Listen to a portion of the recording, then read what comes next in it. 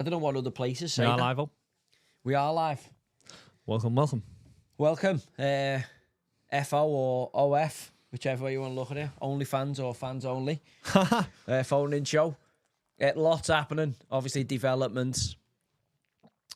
You know, on this crazy news cycle we're on, you know, not only football developments with the sacking of Thomas Frank and obviously Dicey getting the heave-ho, but obviously, you know, the Epstein files and the ripples. Have you seen anything of Pam Bondi on the... Who the fuck's that? Pam Bondi's the Attorney General, No. the lawyer who's fighting Trump's causes. Honest to God, it's some of the best TV I've seen in a long time. I've only seen snippets of it. But basically, the Senate is asking questions as to why the Epstein files are still redacted. You know, because obviously you've got people asking for all kinds of madness. Why are they still redacted, right? Like, what do you hide? What's getting in here? Like, why are you only releasing some? Why is it redacted? Why is some of the victims not and all that? Which is fair cop. But it's across the aisle, so it's not just Democrats who are asking tough questions. It's obviously the Republicans. Pam Bondi, to be fair to her, is getting right after it. Like, she said some funny things. She called one of the senators the other day like a drunk crap lawyer, or like loser or something like that. Honest to God. Is it the one who was like, you called her a bitch or something? I don't think I haven't heard anyone call him a bitch. Was but she a it's like, blonde woman? She's a blonde woman, I'm yeah. sure someone the said prosecutor. Oh, listen, it's gone off. Like, it's going yeah. off. But also, rightly so, listen, the Epstein stuff's being brought to the fore across both parts of the aisle in America, whether it's Democrat or Republican. Like, when have you ever seen a case like this where stuff's just been held back and kind of released politically? And when I thought about it, I thought, you know what, this is this bad. It's that bad that they're never going to ever release it. So we're never, ever going to know. That's how heavy this is. The victims aren't getting justice. They're not getting any justice. And no one's going to go to jail. This is just a slow drip release. You know, no, the fella's already dead. Or whatever. They've moved him into the next phase, whichever way. Epsteino. He's either rubbed out or he's disappeared out the equation anyway. He might as well be dead. Even if he's not dead. Yeah. Might as well get rid of him. But see, someone put a good point with what you said the other day about him having all stuff on people, so why would they get rid of him? Oh no, what did you say? But it made sense for him also being alive as well. I can't remember the point now, but it is. Yeah, listen, you don't know. That's a crazy thing about it. And listen, without getting too deep down the rabbit hole, because we are a football show, it is crazy times. It is real crazy times. So look, I mean, I'm looking at the footy here tonight. We're going to watch Hull against Chelsea as we're on in the background. Obviously, we'll take a load of calls tonight and discuss some of the football topics. Do you think it was right for Forest to sack Dicey? Do you think Spurs have done the right thing in terms of sacking Thomas Frank? And then who do we think is going to come into them jobs? Is it going to be a homegrown kind of someone with the DNA of the club because Michael Carrick's had success at Manchester United? And on the other side of that, what we must talk about is obviously Sir Jim Ratcliffe has caused... Dropping bombshells. Well, he's caused chaos this week, hasn't he? Fucking fair play. You know, seeing Simon Jordan responding to it, and do you know what? I'm not going to say this here, other than like is it because we've started talking politically? Have we kind of frothed the milk? Like, I've become a barista. I've had an old coffee machine. Rangers fans will know what I was about, and I've had an old coffee machine, and I've ended up sparking it up and getting like a course in terms of a coffee course. And I've started making misses with some of the beans she's brought back, like the roast makes some of the best coffee I've ever made. So an old dog can learn new tricks. When I look at the political landscape and I see all the shift to Keir Starmer and obviously the Labour Party now are, I would imagine, how they're still afloat, how the ship's still afloat is beyond me, but somehow the Keir Starmer, HMS Keir Starmer is still alive, still in the water, albeit you're going... He's got a few holes in him. He's not going to make another couple of rough winters, isn't he? He's got 3 years to... How long can he put off the inevitable? His own party people are telling him to get gone. Is he going to get beyond May? It looks like the seagulls or the vultures or whatever are circling now in terms of the Labour Party, and that's going to shake out in the next period, so that'll be interesting. And as I say, every week something comes along. We had Lord Mandelson last week. This week we've obviously got... I think it's refreshing to see some of these people taking a political position. I think it's it's a sign of the times that, you know, when you've got the part owner or a huge industrialist billionaire who's been a tax exile because he's obviously, you know, capable and has the resources to be able to do that, say what he said, and to choose the word he said is not by accident. What was that? Can you? I know he's apologised for it now. He did say, I think Jim's used the word colonised. Colonised, yeah. Which has caused uproar, and I've seen Simon Jordan defending that. And by the way, Simon Jordan this week's gone up massively in my estimation, to the point where I've followed him. And we have had our jousts online, and I've no doubt at some point in the future we will no doubt converse. But fair play to him. I have to give Simon enormous respect as a broadcaster, as someone in the media. I think he's done what people in the media should do, which is give their opinion, you know, as eloquently as he possibly can. I think he's brought in his role, along with the guys in the show with them, to the fore what needs to be discussed publicly. Yeah. And the great thing is, you know, everybody's entitled to their opinion. Have you seen Pep Guardiola's done another press conference where he's spoken politically? I've not seen another one. I've seen the one that they put on the TalkSport show. When he's got like a green check shirt on, or it's got like a green. No, I haven't seen that one. No. Yeah, well, he's spoken again against obviously the backdrop of Jim Ratcliffe commenting and Jim Ratcliffe's comments. Jim's obviously apologised, isn't he, for the words he used or something. But a lot of people have spoken about the support for Jim in terms of, you know, clumsy with his words, as Simon Jordan I think said, but, you know, the kind of sentiment behind it he agreed with. And as I say, for people to be able to discuss and have ideas is what it's about. Listen, if it's a bad idea, then sunlight is the best disinfectant. I think our show with Piers Morgan's about to go live tonight. And obviously, no one will know about that, so go on. Yeah, I think I used that phrase. I did Piers, is it Uncensored, is it called? Piers Uncensored, yeah. Jordan a week, which was a bit of a mad experience. I've obviously done it in the past before, and I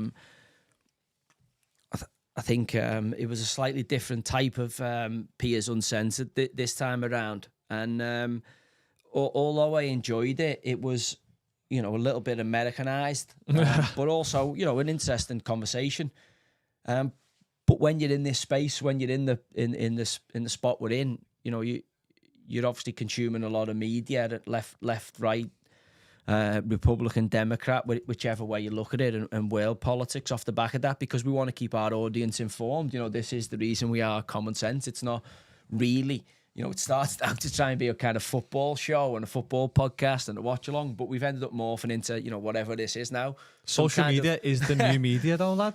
Some kind of OnlyFans kind of paging on a Friday. I keep saying it just to wind them up. Well, kind of paging on a Friday night. But also, look, you know, the market dictates.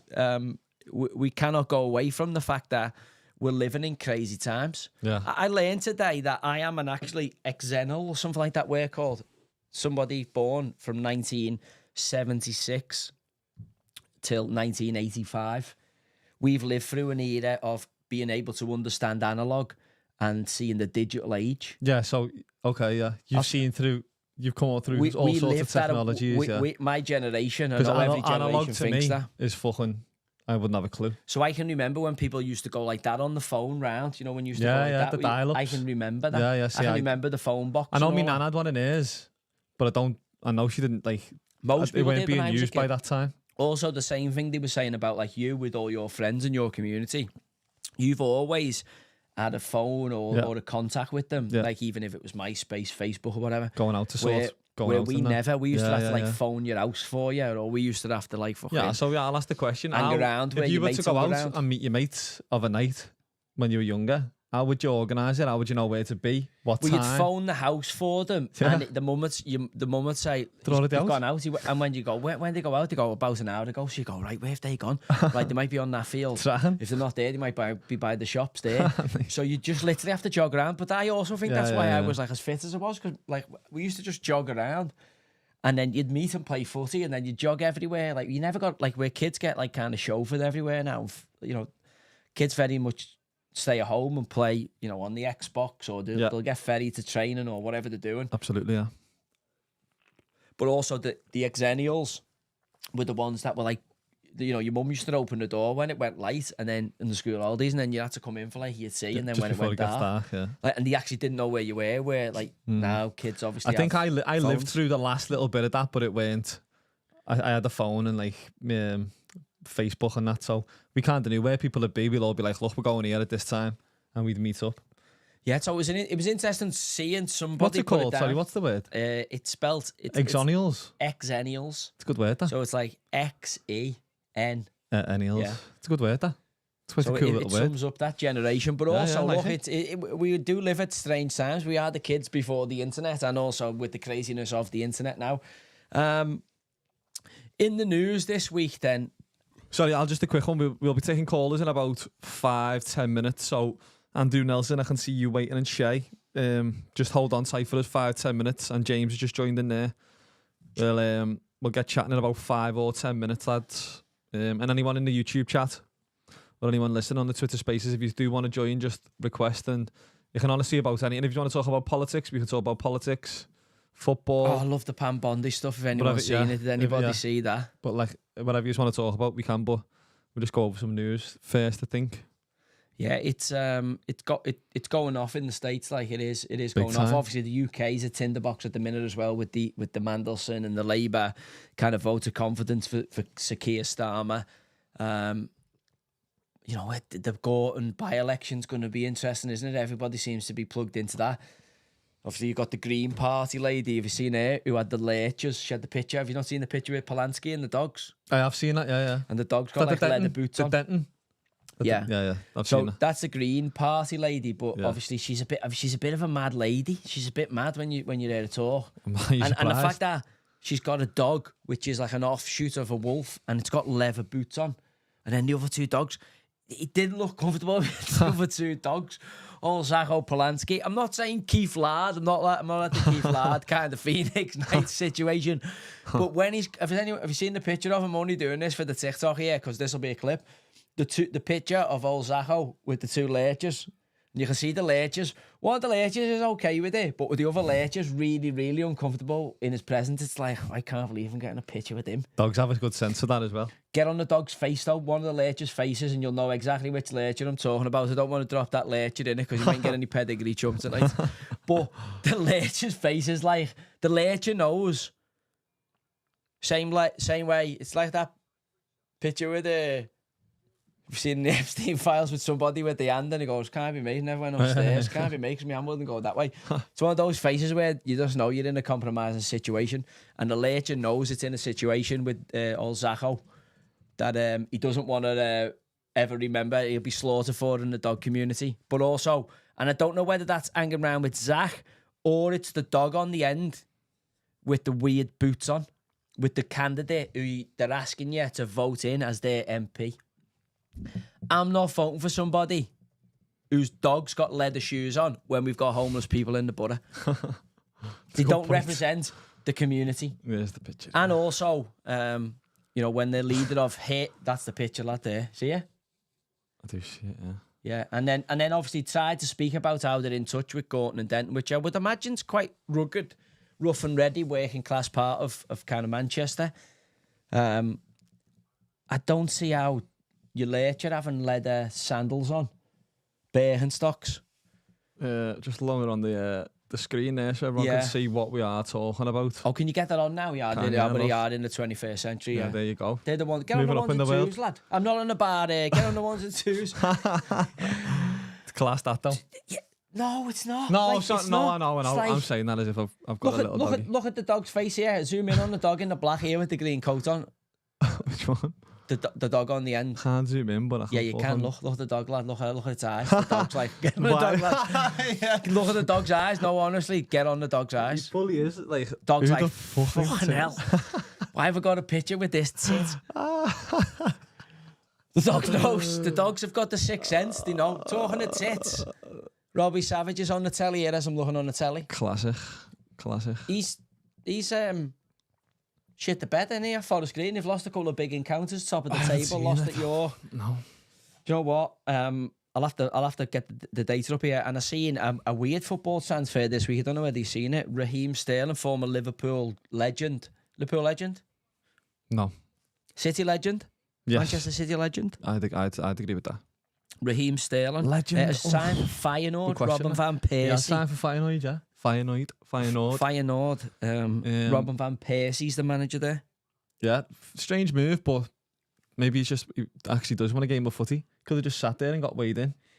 Paris Saint-Germain 1-0 down at Rennes tonight. Got the Habib Bey, my former teammate, right back at Newcastle, former Aston Villa right back. Scored? He's the manager. No, he's the manager.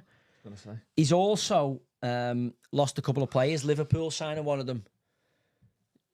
But he doesn't sign till the end of till the summer, does he? Janet, even though he's got injured. What's his name? Jeremy Jacquet. Jeremy Jacquet. Fucking done his collarbone. But he's had a young side there, Habib.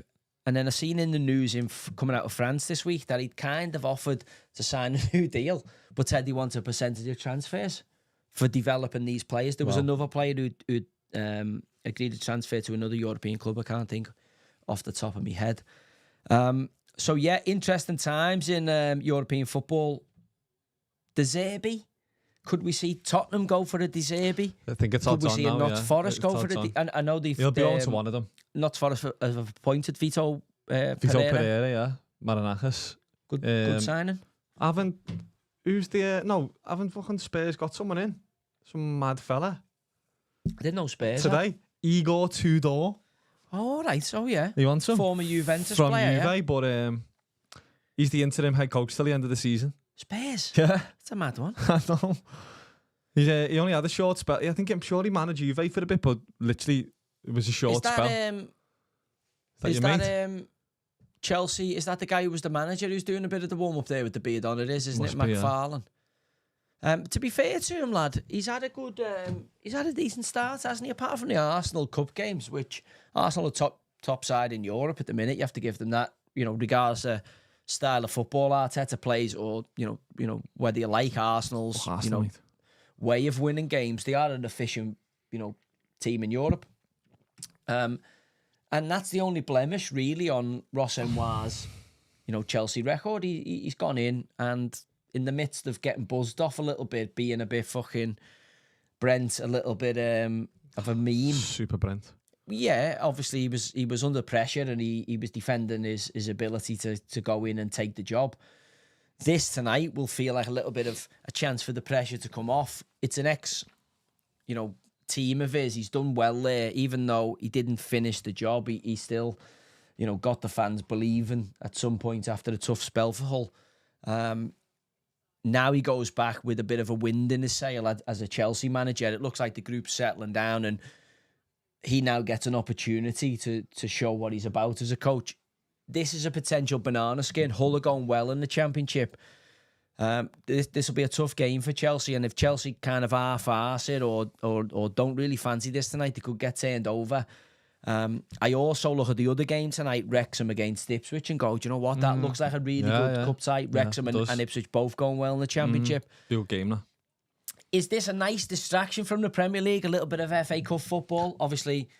Can't beat a bit of FA Cup football, to be fair. Who've Everton got? Oh, sorry, lad, sorry. Do you know what, lad? I went the game, didn't I, during the week? Yeah. How was that?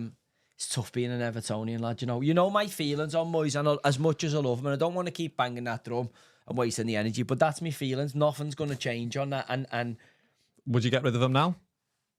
You can't. It's got to be. Can't afford to. It's going to be tough. It's going to be tough because it's going to be like putting down one of your favourite dogs. This lad. Yeah. Do you know what I mean? He's on his last legs, pissing in the house and that though. Might be better for fucking better for both parties. How much has he pissed in the house? Yeah. He's pissing in the house like. Bournemouth, he pissed in the house. But it's pissing in the house because I'll tell you why you're pissing in the house. It's a throwing nappy on him. And do you know the reason why I say this? I'm watching Everton, and I'm looking at the lad who Bournemouth has signed from Brazil, Rian. I think they paid 30 million for him, didn't he? Does he come from Cruzeiro or somewhere like Ryan, that? Yeah, Ryan, the young kid, yeah. Who scored in the game against Aston Villa at the weekend, came inside Lucas Digne. Digne give up the inside a little bit too easy for me, but the kid still had a bit to do, and anyway, finds the net. 19. Bit of a throwback in terms of size. Yeah. A little bit upright. Tuesday night, I go to the Everton game and I see him. And again, he made the mistake. I didn't realise it was him who gave the penalty away. I was in the game. Obviously, I thought it was the defender, Jimenez, who gave it away. but it was actually Rayan. And then obviously he gets the assist and scores the goal, even though it looks like the goal should have been disallowed for the Turkish boy Unal being offside in the build-up to it. But again, classic goes against Everton. I'm not crying about it because we were crap, but Everton lose the game on it and he attacks the back post. But he's an old-fashioned winger, 19-year-old. And I'm saying, we've bought an English winger, haven't we, from Southampton for £15 million more, who hasn't impacted a game yet. And they've signed a player from Brazil in the January who scored 2 goals and assisted in 2 games, albeit he has given a pen away. And he's 19, and I'm going... And then the other side, that's Timo Barry, who, off the James Garner free kick, we were like, right, it's pissing down. It was pissing down all afternoon, all into the evening, into the game. So that little knuckleball free kick that Garner hit, it was always going to be like a bar of soap for the goalie. So it spurts off the surface, and Barry's running in, and somehow proceeds to miss the fucking entirety of the goal. After watching him, that doesn't surprise me. Like... He didn't even give the goal a scare, but also the worst thing about it was everybody in the stadium knew. And Everton's great new stadium, it is brilliant and it's a nice experience, but I'm telling you, that game Tuesday night, fucking the atmosphere, the famous atmosphere of Goodison wasn't there. It was flat as a pancake. Everton somehow get in at 1-0 at half-time with 2 points now before the game behind Liverpool. Now we're at half-time, we're above Liverpool, up until you play Sunderland. And the stadium was flat as a pancake, lad. Madness. Yeah, mad. Why do you think that is? People sick of style of football, it's got to be. Because it can't be league position. Tough to watch. No, he's actually doing all right considering what the last few years have been like. But we spent fortunes, haven't we? We spent fortunes, really. Just fucking boring to play. Like, buying boring shit to watch. You've had bought shit, like, you know. Look at the quality You've players that get spent a bit of money as well. Teams. And you've spent it so bad, lad. You've spent it so bad. Them 2 strikers, you can't get much worse. But as you're saying, fucking other teams' recruitment is just off the scale. It's fucking hard work. It is hard work. Brighton. Yeah. Well, better. So I'm going, why don't... We tried that, though. We tried to sign Leicester Scout, didn't we, with Steve Walsh? And it didn't work out because Steve Walsh didn't seem to have the keys to what he thought he had, the scouting kingdom he thought he had. And you've seen Chelsea do that with, obviously, the recruitment of Brighton staff, etc. So, look, it is tough out there, but I'm telling you, like Everton, honestly, the other day, the stadium is boss. It is a good experience. But we need to win games of football. Like, we haven't won. Like, we are slowly turning that new stadium into an easy mark for teams to come. Bournemouth came, stung the gaff out first 20, and the crowd just went flat. Somehow we got a penalty and we ended up going in at half-time. But, there was no atmosphere in there. I'd fucking sooner get us back to Goodison. What do you want to see? Like, what do you want to see now from this Everton team? A style of play? Do you know what? I just think it's your recruitment, isn't it? I mean, when I look at the money Everton have recruited into, we've put 80 million quid into Dibbling and Barry. Fuck me. That is the biggest waste of money I can think. That's the biggest waste of money I can think of in the league, except for that Isaac at Liverpool. I mean, that's kind of, yeah. I mean, but again, what is 80 million quid now? Look at Spurs. Yeah, what have Spurs spent recently? Yeah. Stephen, we're going to get you in, mate. I've seen you been waiting for a bit, so if you want to unmute yourself, you can chat away. Stephen. Hello. All right, lad. Oh, yeah, this is right. Let me on. Come on, lad. What have you got to say? By that fucking tit whisperer. What have you got to say? On about these guys and heroin. Oh, I've seen that, hell, yeah. And then, and been thinking, I might have a little go with the heroin if it gets legalised. The Bobby. Yeah, the Bobby, yeah. I was away with you when you back in the day, Joe, fucking years ago when in Walton. All right, yeah. So fucking going on about the knives, yeah, legalising knives, fucking saying the kids won't go away for walking around with knives. What the fuck's all this about? I don't think they live in the real world, do they? Because obviously, if they were faced with that, like if they were faced with obviously family members, I have family members who've got addicted to heroin and stuff like that, and we've seen it in our communities.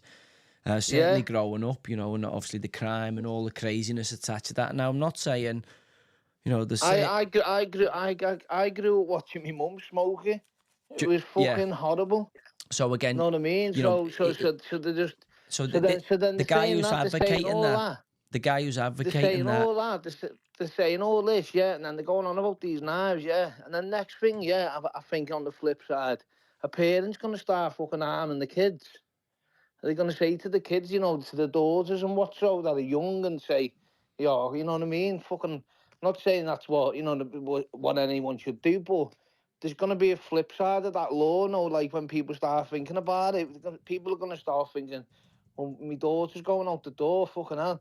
They won't, you know, they're not allowed to ever fucking have nothing on them, and what, so it's fucking, my head's been fucking just doing backflips about it all. Well, that, they reckon that's why, obviously, they've seen the spike in obviously, the borough of Greater London, is because it's pretty much become an arms race. If you're a young person in certain areas of London, if you don't have a weapon, that you're at a massive disadvantage. So obviously, you know, if you've only got one life, which is, as far as I know, the only guarantee you've got. The one we've then you have to do everything you can as a young person, and I'm saying that as somebody who's grown up in a kind of rough and ready environment where, you know, luckily for us, it wasn't as rough as it seems to be in some of these inner city areas, you know, where kids are using knives and guns and stuff now, but also... It's horrendous. It's horrendous. It's like, like, I'll tell you the quick story if I can. Go on, mate, yeah. A couple of weeks ago, I went to my yard, and as I'm there, there's a guy in the car. I think he worked in the local pizza place, and there was a young girl in the car. So we started fucking saying, yeah, what the fuck's going on? You know, get that kid out of the car and all that. And the next thing, the police turned up. And the police are there and they're like, what's going on? And I went, there's a little kid in that car. And the fella's bevy driving the fucking car, yeah. Can't speak a fucking word of English. I'm saying, yeah, fucking hell, he's fucking bevied and that, you know. I didn't like fucking saying it, but I can just see the kid in the car and I just want the fucking kid out the car and I'm thinking, what the fuck? And next thing, while the police are there doing the thing, a couple of people turned up, you know, to see what's going on.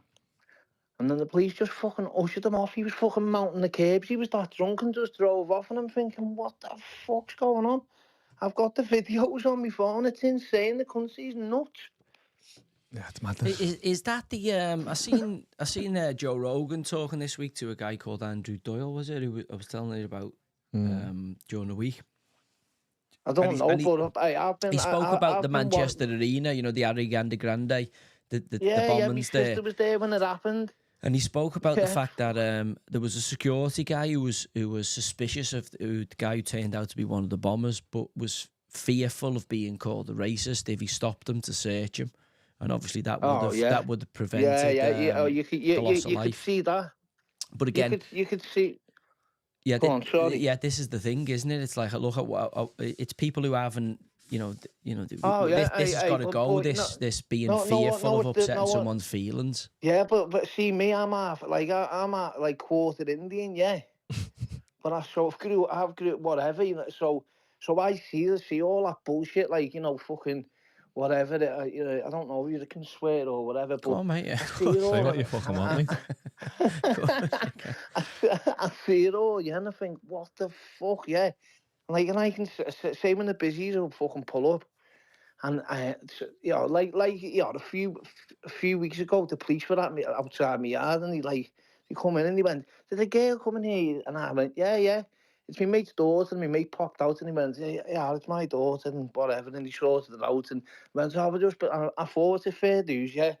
You're keeping a fucking an eye on them. And I said something to the Bobby, and he went, "I'm not racist." And I went, "I didn't fucking say you was." I said, "I don't give a fuck about it." I said, "I'm not asked about that bullshit, mate." I said, "I'm not asked. I'm not fucking calling you racist." I think they're all shit scared, aren't they? They're all shit scared. Yeah, Stay nice one for your call, mate. Cheers, mate. All right. Nice one, mate. I'll speak to you later. Mate. Who's this geezer here? Yeah. This Akun Achilles. I've never even known this geezer was. Hey, do you reckon he's on a cherry blossom, him? He's been to Turkey and he's Turkish. He's dying his hair, like. Lad, that's like a lollipops fell on the deck there. The barbers. Yeah, anyone in the chat wanting to call, just come and join in the spaces. We've got a lad called Joel. Who've we got in here? wants to Joe come and Hart. get in. Joe Hart on the commentary tonight. It's like the Barnett was like, did you get the Barnett, worst isn't it? Barnett on the To be telly? fair, lad, he's had a bit of a comeback, hasn't he? I need to Had see a bit of a I need to see comeback. it from the front. I need to see it from the Karen front. Carnage and Woodsy. Like Laura Woods, you know. Ooh, She Woodsy's, called out the Voldemort. I seen Woodsy was in the news this week. Seen that with the sliding in somebody's saying they done well or something like that. Yeah. Woodsy. Laura Woods sliding in DMs. No, not ours. I'm just saying. I seen people were sliding in DMs saying people had done well and stuff like that. Anyway. Can't be it. Not mine. Careful, not to careful, do with me. careful, No. Joel, want to get Joel in? Rennes still beating 2-1. PSG. It's just gone 2-1. Go ahead, Joel. Do we think... All right, lads. Joel, how are you, mate? Oh, yeah, it has, yeah. Yeah, I'm good, boys. Back. Who do you support, mate? Who's your team? Tottenham. All right. Are you happy to see the bullets for Thomas Frank? Oh, yeah, mate. Absolutely. Everybody seems to think it's kind of getting set up for Poch to take it after the World Cup. No. I understand where some Tottenham fans are coming from, but I think we need to go for someone else. In my eyes, I never thought we should have sacked that Ange. Okay. I've seen he's done the overlap this week. The overlap, Looks like he's got stuck into Spurs. Yeah, he didn't laugh at It was a bit of a stinger, I can't lie, but like I can tell he's hurt about the situation, but Yeah, it looked like he put one across Spurs. He won us a trophy. We've had Mourinho, we've had Conte, we've had top managers, and this bloke has come out of Scotland. Always win the trophy in the second season. Yeah, and he said what he's going to do, and he's gone and done it. Yeah. And yet you've had Conte, Mourinho, all these managers, and they haven't been able to do it. But also, we know he had a suicidal line on the halfway line with that defensive structure. Yeah, look. Sometimes it was a bit. Yeah, look, I think Spurs had to try to change because you've got to keep up with the Joneses. You've got to get into the Champions League, and Spurs finishing 16th. I know they had a season. Did they finish 6th or 5th with Ange in his first go? Yeah, fifth. But then obviously, whether the focus became about that Europa League and getting that trophy, that then did give you the Champions League. But as Thomas Frank's just found out, being in the Champions League is great, yeah, fantastic for revenue, but it isn't a secure position for your job because your bread and butter being the Premier League, and obviously Spurs are massively underperforming in the league again. Igor Tudor's linked heavily with the job. Is this a gamble from Spurs? Because let's be honest, I know I don't fancy us at all to get relegated, but 29 points, you've still got to get to 40 points here to be sure. And West Ham have picked up. Listen, Forest aren't bad. Forest, Victor Pereira going in there, they could pick up. Burnley have gone and beat Palace. Palace have, it's going to be a scrap down the bottom. I thought it was only going. I thought it was going to be one side from three sides, and it could be 5 or 6 dragged into this now. Yeah, it is looking a bit shaky, but are you confident? You think you'll stay up? Yeah, especially with the distraction now of the Champions League. Nah, I think we got too much quality. Way too much quality. Who goes down then? Who you saying? Obviously, we're saying Wolves are gone, but who goes down after that? Are you saying Burnley still go? Yeah, Burnley and West Ham. You're saying West Ham, all right. I think they'll have too much West Ham. Palace are the one that you'd have to worry about, aren't they? Especially being 2-0 up and losing 3-2 to Burnley at home. I think if Bowen gets one slight injury, I think they're done. Do you know what? I think they've done all right in that January window, though. I think they've just taken... I don't really like a Dharma Traore. I think he's crap. But counter-attack 20 minutes ago in the game, he's a fucking nuisance, isn't he? And... They've won 3 of the last 5. Yeah, West Ham. Listen, he just shuffled the deck a little bit. And Suncheck, and you know what I mean? They can. I don't think it'll be West Ham, mate. I just think Nuno's got enough nous as a manager, and they've got a little bit of Callum Wilson and Bowen, kind of proven goal getters in the Prem. They've done it they've been in dogfights at Bournemouth, they've been in dogfights at all. There's a little bit to be said for knowing what's about to come down the track here. So I think West Ham are just going to have enough to stay up. And their fans, do you think are like Everton. Do you think we'll go down? I think the big danger for me is Palace. I think when I look at Spurs, I think Spurs have just got a little bit too much quality. But you know, Igor Tudor is an unknown quantity, isn't he? No one knows. You know, I would imagine Croat. Is he Croat who played in Italy? He's had some so I would imagine serious he'd be jobs, kind like, of imagine. but he's only done like a year or two at every job, which doesn't bode well. He was Conte's assistant, and then when Conte left, he took over for a few games. And he was all right, but obviously he's not a proven manager. I think he's just had a run at Juventus, and it wasn't great. No. Well, if we could sit here and say, okay, do we know what his style of football is? Is he going to be 3-5-2? Is he going to be 4-3-3? I would imagine if he's Croat in Italy, he'll be a back four. Yeah, I think if we can nick a point of Arsenal, that would be great. I think that would really build us. Same. But again, I mean, after the last North London derby, they absolutely flattened us, didn't he? He needs to show a video of us getting smashed in at North London derby. That was an absolute disgrace. He needs to walk in there and goes, do you lot want to get humiliated again? Yeah, I honestly don't think this type of player, that group of players, you've got maybe Conor Gallagher and one or two others, but when your captain's Romero, and he's obviously making the decisions he's making. No, look, he's a good player, no doubt about it. But also, you know, if you're wanting to get in the Champions League, you can't afford somebody who gets sent off, you know, 3 times a season, 2 of them unnecessarily, especially your captain, especially your main centre half. So, you know, Virgil van Dijk was doing that for Liverpool, or, you know, any other, you know, major player, Gabriel or Saliba was doing it for Arsenal. You'd say this guy's now becoming a liability, because not only does he miss that game and cost you, you know, a key moment, he's then suspended for 3 games. So the odd time in the season, but this fella, unfortunately, for an elite level player, a World Cup winner at Argentina, makes too many rash decisions. And if Spurs want to get better, it was interesting for me, Ange saying that Spurs actually have got all these ideas to do, but they don't pay the wages. I thought Spurs would have been kind of ballpark in with, you know, certainly some of the kind of champion, like, you know, your Newcastles, your Champions League chasing teams. Yeah. Maybe not City and Liverpool, the big hitters, but that's why we're sustainable, and that's why, well, apart from the past 2 years, we've competed at the top, because Levy's kept it. We're going to sign you on 7-year contracts on not much money, but that's...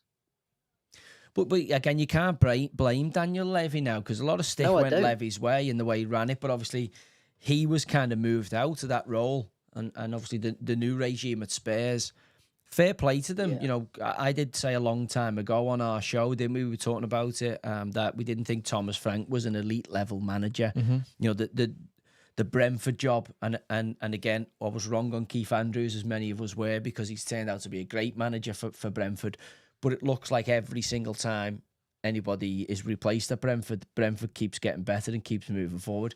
Which suggests... Brentford are flying without Frank now. Yeah, they've got a great culture at the club. You know, whether it was Dean Smith, Mark Warburton, Thomas Frank, Uwe Rosler, whenever a manager's moved on, Brentford have kept getting better because of the culture that they've got. Keith Andrews has done a great job as the manager, but also Brentford have to be given credit for the structure of their club.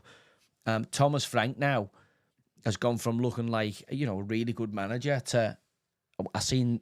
and I know it always turns on you, the worm, but when the worms turn now and they're putting the videos out of his team talk and stuff, and you're like, embarrassing. It's like, okay, is that what it's at? He's got no authority, it seems like. Listen, Joel, thanks for your call, mate. Well, right, cheers, lads. Good luck, lads. All the best. Cheers, mate. Just a quick one there, if you want to catch up on that. Oh yeah. Good luck saying that name. Odran Minasum. That'll do. Odran Manason. Thoughts on Thomas Tuchel's contract extension and World Cup predictions? I think the volatility of the market, Spurs and obviously Manchester, not Manchester United, what am I about here? Spurs and obviously Nottingham Forest, that volatility in that market has kind of made a lot of agents have conversations with people, and people find out the lay of the land. Thomas Tuchel's recognised this is a good opportunity to solidify the recent good form for England, and I think it's been a good relationship so far, even though, initially I didn't think he was bringing much to the party. I do think they've kind of got their flow and they're starting to, you start to see what Tuchel wants to do with that side. It will be interesting, I think, to see how they get on in the World Cup. But also, I think it's a good thing to see him commit to England beyond it. England going to the World Cup. It might be the difference, for instance, for me, in somebody, in him taking, a kind of Kobe Mino or an Elliot Anderson type, as opposed to a Jordan Henderson type, mainly for, development. For us to go on to win trophies in his tenure, rather than just for that tournament. I'm just using them players as examples. It could be countless others. Know what you're saying, So I am, because it says the relationships working, and if England are going to be successful, you need a settled coach who knows what he wants to do and has a chance to plan to summit the mountain. Where do you think, prediction-wise? I still think our big problem is going to be the goalie. I know he's done well for England and the back four. I just don't think we're going to have the capability. I just think, I hope I'm wrong, but I just think in those big games at big moments, I just think there's going to be better sides than us again. Quarterfinals? It'll depend on the draw. Yeah, it'll depend on getting into that knockout stage and again how they grow through the tournament. Look, you could make a case for them winning it. There'll be the ultimate optimist out there thinking, we could win it. I just always think, the weight of expectation, and now with everybody having a podcast, everybody has the ability to affect the players. I didn't realise how easily affected these are. Seeing Virgil van Dijk and Gary Neville, old Teabag Towers, doing an interview this week, and Teabag's they're talking about how he's advised players not to use social media and stuff like that. And I'm like, look, you've got to, if you want to be a top player, and giving Virgil a bit of advice here, because obviously he wants to be a top player, doesn't he? No, but Virgil, he knows good and well, if you're a top player, right, you use, even if you get 97 nice things said about you, you use the 3 things that have been said about you negatively as fuel to drive your next performance.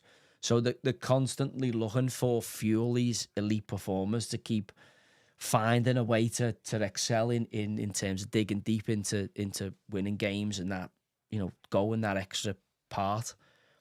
Now, that doesn't come on a bed of everybody kissing your ass and patting you on the back and saying nice things about you. So actually, when you are in that frame of mind, you go searching for negativity.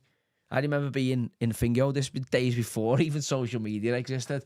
This when you had to go online and go on the forums, like dial up, and I'd go on the Man City fans forums and see the cunts slagging me off, and I think, you fucking cheeky cunts, fucking show yous next week.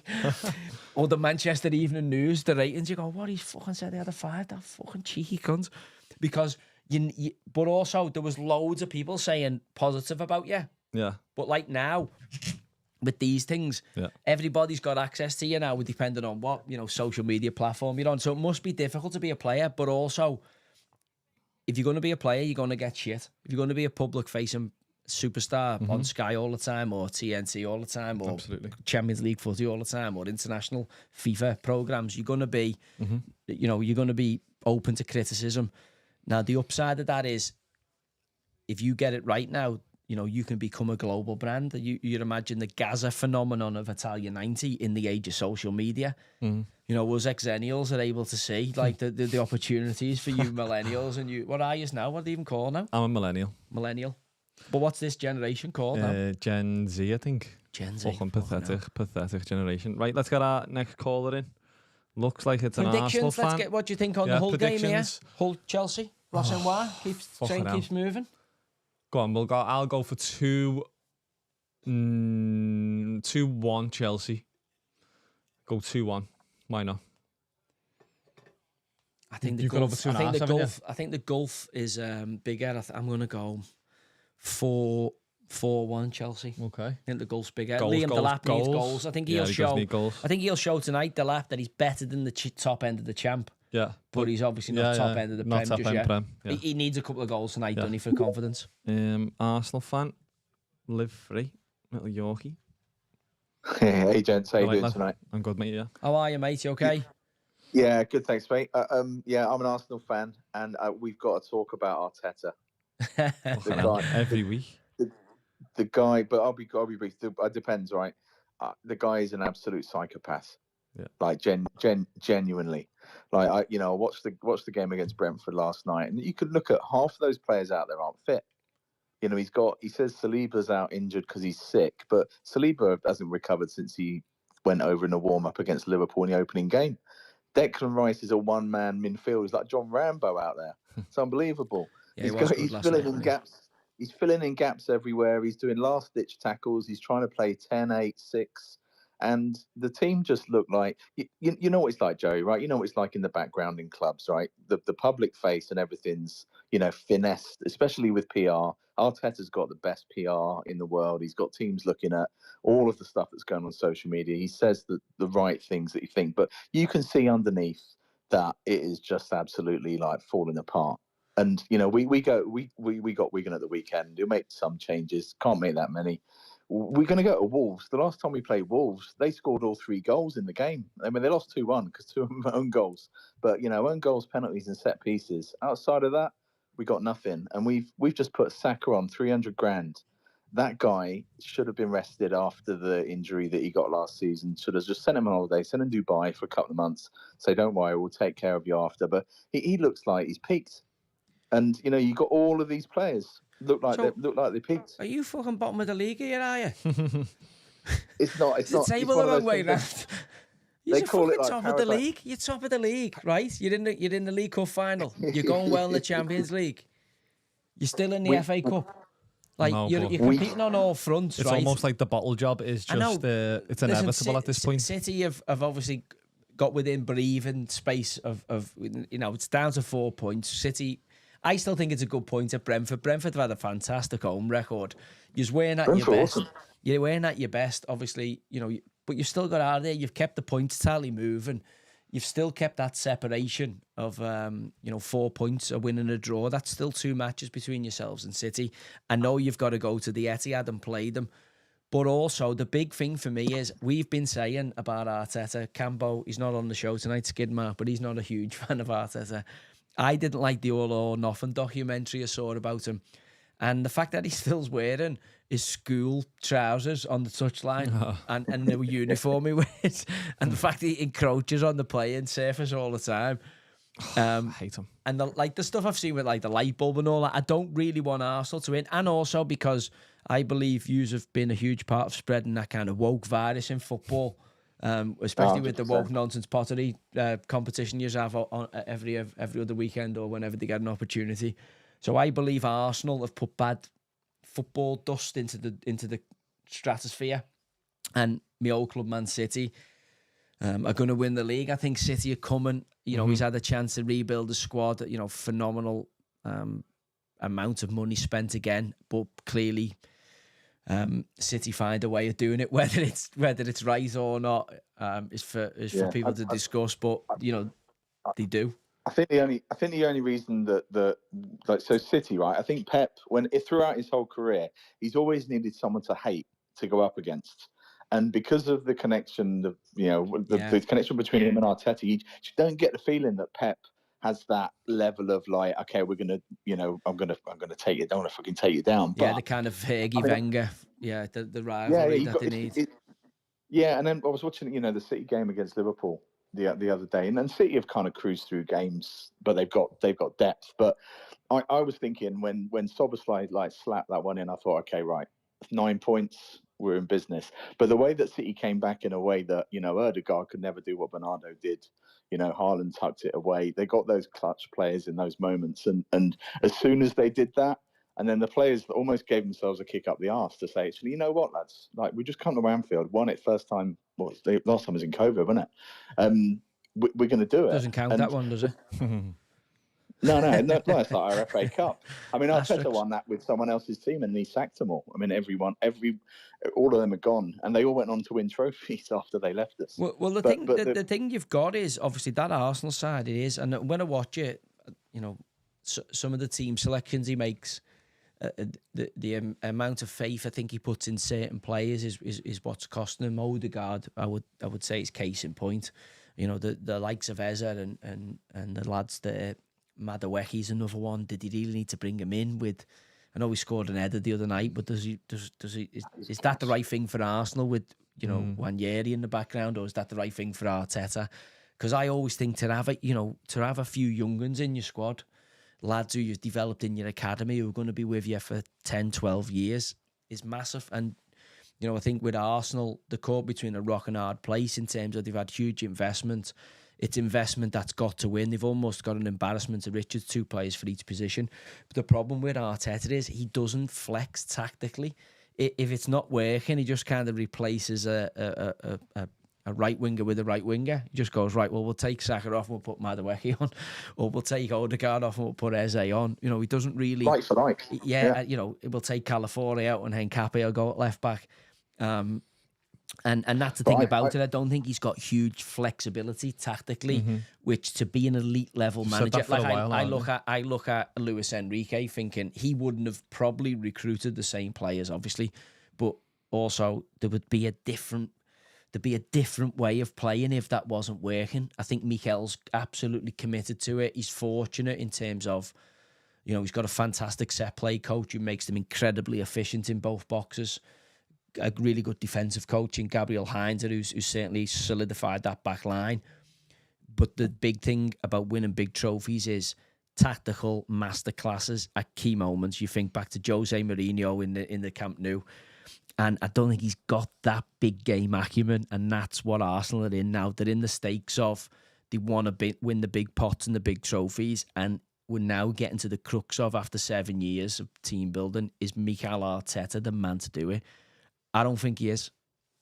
No, me neither. And you say about his tactical acumen, he did switch Saka onto the left for 20 minutes. Do you know what I mean? He changed him at left back as well, so do you know what I mean? But again, when you think and again, they've got a good team. You're like, listen, you could be a lot worse. You're back competing after a few years in the wilderness. But I do sense your frustration as Arsenal fans. But listen, can I just say, for the world of football, it's because of your wokeness. We all used to like Arsenal. A lot of people had a lot of time for Arsenal when they were at Highbury, and since you have gone woke, it's like, get back to the proper Arsenal Highbury days. When all your team was Charlie heads, all your team was Alkies and Charlie heads. Absolutely. Cheers for the call. Good luck, mate. Cheers with the call. Cheers, mate. Yeah. When you think about it, yeah. No, I don't think Ray was. Ray was one that just a sozzle. Yeah, he's a scooper though, isn't he? Tony Serial Adams. Scooper. Tony Adams. Mason, yeah. The full of them. All Must have been a few others who went under the radar. Didn't write books about it, but that was back in the day before it was Mo Karate. More involved. It was kind of more normalised like it is in society now. Good caller though. Interesting that you can be a little bit, for me as an Arsenal fan, you can't that, Joe? Oh, good save. Should be 1-0. You can be a little bit.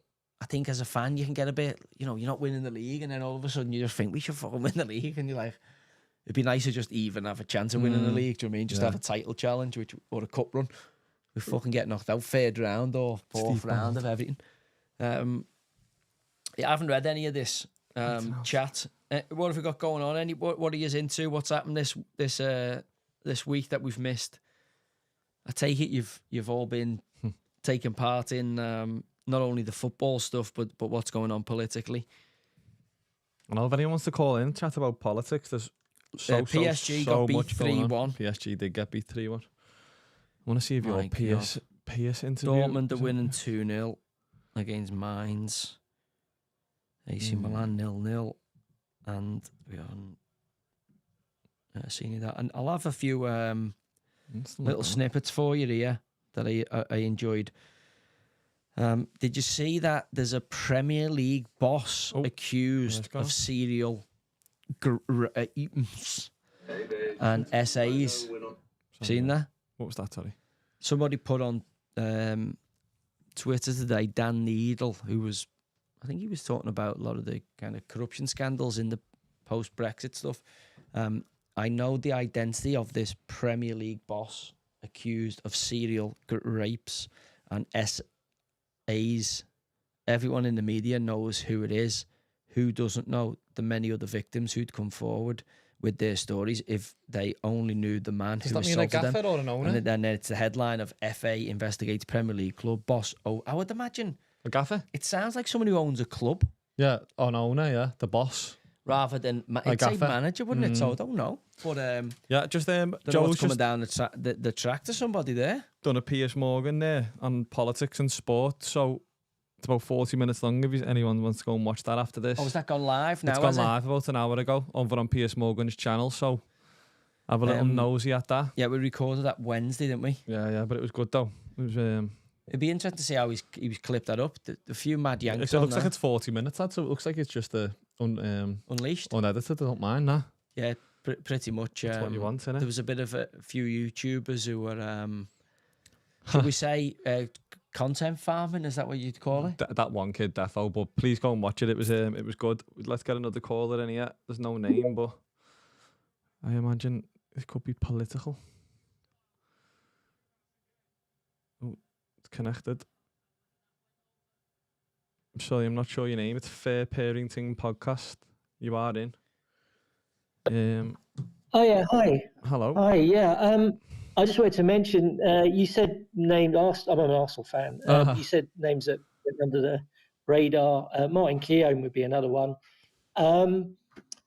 It's 22 years since we won the league, and obviously this time of year is classic for us shooting ourselves in the foot. I think that's why we all get jittery, and yeah, we are our worst enemies. Like you said, the defence tightened up. Well, do you think we nerves usually means a lot to you, doesn't it? You know, you only get nervous about stuff that means a lot to you, and obviously you got used to under Arsene Wenger and even George Graham to some extent. You know, being in and around the silverware at the end of the season, and to be a huge club, that European Cup, obviously, you know, Aston Villa have won one, Notts Forest have got a couple, Liverpool have obviously got theirs, Man United, Chelsea have picked up one, even City now. And for Arsenal not to have one, having made a couple of finals and having some of the greatest players to ever play in the league, and obviously Thierry and that genre of his group, it must be really, really difficult. If you'd have said years ago Man United and Arsenal would have been in the slots they've been in the last period, no one would have believed you because of the dominance of those sides. And not only that, it was also the production line at both clubs, the fabled academies. Everyone talks about the class of Manchester United, but Arsenal's academy at the time was also, a high-end production line for the first team. So it'll be interesting to see, and I'm only saying that because I'm looking now at the stats in front of me. Gareth Parry playing 54,000 minutes. James Milner, who's met him on the minutes, he's 40,000 minutes, so he's like 14,000 minutes behind him. But when you look like Sol Campbell's in there, some like mad when you players, think, you see Ascalainen's in there, yeah, like players that you wouldn't even realise. And then you think about, like, when I was thinking, there's a shirt on my lads' wall upstairs, which is Freddie Ljungberg, and you think about the Arsenal side. Obviously, Thierry Henry gets remembered, but also the depth of talent in the team. And I do think Arsenal have got some really good players. But when I look at that group now, and I don't know about you, having watched good Arsenal sides, just see these legends emerging in the Arsenal shirt. Maybe barring Declan Rice and Saka, maybe the only two who are going to go on to be legends. Oh. Yeah, they're not really the same class, is it? I mean, but you're thinking Perez, Bergkamp, Viltord, Vieira, all that, like where you went. You know what? There's going to be there's a pantheon of great players here. As good as a team Arsenal are, and they're doing well, you don't look at it and go, these are going to be iconic players. But then you need to win trophies for them to become that. Absolutely. Yeah. I mean, even you mentioned Champions League. We weren't even, we wanted to be, all right, Man United, not in first, like you say. We weren't even the first club in London to win the Champions League because we haven't even won it. It's pathetic, really, because if you name a London club, most people would think of Arsenal. But we still, Chelsea won it years ago. When we're just massive underachievement now for 2 decades, and I think it would do us good if we actually win it, but I don't know whether we will. Did Arsenal lose a little bit of their hunger as a club when they moved to the Emirates, and it became about repaying the stadium and making sure that the match day experience, rather than the kind of intimidating atmosphere of Highbury and it being about winning trophies, kind of style of play, was secondary. I know under George Graham, obviously under Wenger, it changed radically, but also there was a kind of an acceptance of the Emirati Arsenal version of, just competing, and I think Wenger at the end wanted to kind of get players in the team. He didn't really want the characters and the leaders, and the kind of what was the stylistic approach of Arsenal overtook winning trophies. And I don't think they've ever recovered from that. I don't think Arsenal have ever gone back to kind of being a kind of ruthless trophy winning club, because they weren't just happy with that. They wanted to win trophies with this kind of style, homegrown style or whatever it was under Wenger. I think also, I agree. And I think also with Wenger in the early years, he had the bonus of knowing all the French players that nobody else knew of. It was sort of late 90s, early 2000s when France, won the World Cup. So he had an edge there. And then you get to sort of 2006 where they moved stadium. And it was around the sort of time that, Thierry Henry left 2007, Vieira 2006. It was around the time that the team was needing to change anyway. So they changed the stadium, they had to change the team, and they didn't have the money. So Wenger was a brilliant wheeler dealer, but that was the time they needed investment, really. And he did fantastic, but I think you're right, they just never recaptured that level, probably because of the finances. Well, that's the one thing Mikel can't say, that he hasn't had the investment, because, the Kroenke family have put a huge amount into this Arsenal team. And again, if he doesn't deliver trophies this year, can you see a world where Arteta leaves Arsenal in the summer? Yeah, but who would replace him? It's Fabregas. In some ways, I like the way. Sorry, Fabregas seems to be doing a good job at Como. Yeah. Everybody's saying Como is the richest club in Italy. Is that right? Yeah, so, I don't know how it works though. It's still doing a good job, because they knocked Napoli out the cup during the week into the semi-finals now. Coppa Italia. You there? Maybe. I like the way we stick with him. Obviously, other clubs chopping and changing, it doesn't work most times. But yeah, there does come a point. We just don't want it to be out of the frying pan into the fire sort of thing. But Arsenal are like Liverpool. You aren't that type of club, are you? You don't really do knee-jerk reactions. I think if he leaves, it'll be off the back of not delivering, maybe a couple of... I think if they're in the League Cup final, I think if City beat them in the final and they go on not to win anything else, I think that could put them under a bit of pressure, especially if Luis Enrique, for instance, is on the open market. And after the World Cup, there may be another couple of top caliber managers on the open market. I think if he wins, the league, a League Cup or one of the cups, and has a decent run into, say, the quarter, semi of the Champions League, I think he'll be the Arsenal manager for the next maybe 4 or 5 years. Well, let's hope not. Thank you very much for your call, mate. Cheers, mate. Good luck. Thank you. All the best. Well, actually, not all the best. I hope Arsenal flap it, but yeah. Who have they got in the cup?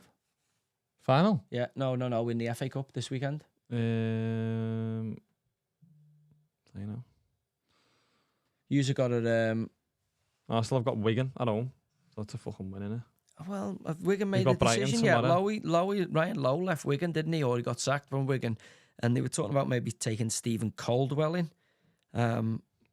from Exeter, who was a former, obviously... did he play in the FA Cup winning side, Stevie Caldwell? Did he?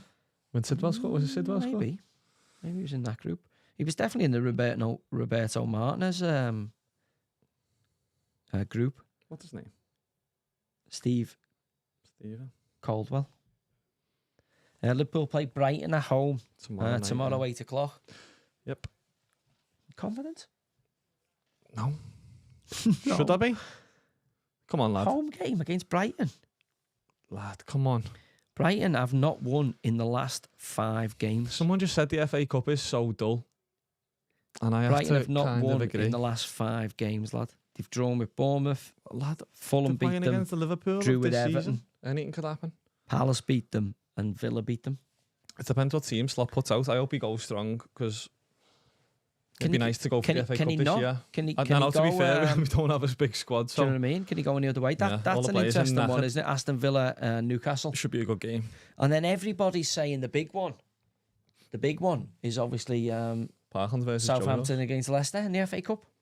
Oh, is that 3-0 to 4-3? Must have been some ride for the Southampton boys in there. So Leicester are awful, aren't they? I was on the over goals anyway. I was on the overs, but again, we surely got to be on the overs again in the same game. It's got to be an absolute score fest again. And stinks of 0-0 now. Stink of a 0-0. Stinks of 0-0.